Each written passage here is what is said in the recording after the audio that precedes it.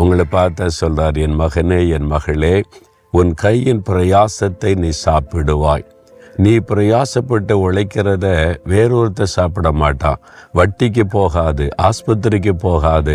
அது உனக்கும் உன் குடும்பத்துக்கு ஆசீர்வாதமாக இருக்கணும். அதான ஆசீர்வாதம். அப்போ நம்ம கஷ்டப்பட்டு உழைத்து மாதம் முழுவதும் உழைத்து சம்பாதிக்கிற அந்த பணம், கஷ்டப்பட்டு பிஸ்னஸ் பண்ணி கஷ்டப்பட்டு நிலத்தில் உழைத்து வரக்கூடிய அந்த வருமானம் குடும்பத்துக்கு ஆசீர்வாதமாக இருக்கணும்ல. அதான் முக்கியம். அது சாராய கடைக்கு போகுது, அது ஆஸ்பத்திரிக்கு போகுது, அது வீணாய் செலவாகி போகிறது, அது வட்டிக்கு போகிறது என்றால் மனசுக்கு எவ்வளோ கஷ்டமாக இருக்கும். ஆண்டவர் சொல்கிறார், அதெல்லாம் உனக்கு வேண்டாம். கையின் பிரயாசத்தை நான் உனக்கு ஆசீர்வதித்து நீ கஷ்டப்பட்டு உழைக்கிற உழைப்பின் நன்மையும் உன் குடும்பத்துக்கு நான் அருளி செய்வேன்.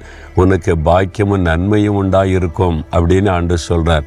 என்ன நன்மை உண்டாகுமாம்? உன் மனைவி உன் வீட்டோரங்களில் கனிதரும் திராட்சை செடியை போல் இருப்பாள். உன் பிள்ளைகள் உன் பந்திய சுற்றிலும் ஒலிவமர கன்றுகளைப் போல் இருப்பார்கள். குடும்ப ஆசீர்வாதம். நீங்கள் உழைக்கிறது சம்பாதிக்கிறது எதுக்கு? மனைவி பிள்ளைகள் குடும்பமாக மகிழ்ந்து இருக்கத்தானே. அந்த சந்தோஷம் இருக்குதா? ஆண்டவர் அந்த சந்தோஷத்தை தான் கொடுக்க விரும்புகிறார். உங்களுடைய மனைவி பிள்ளைகளோட மகிழ்ந்து இருக்கும்படிக்கு தான் இந்த வருமானம் எல்லாமே. ஆண்டவர் சொல்ல, அந்த பாக்கியமும் நன்மையும் உனக்கு உண்டாயிருக்கும்.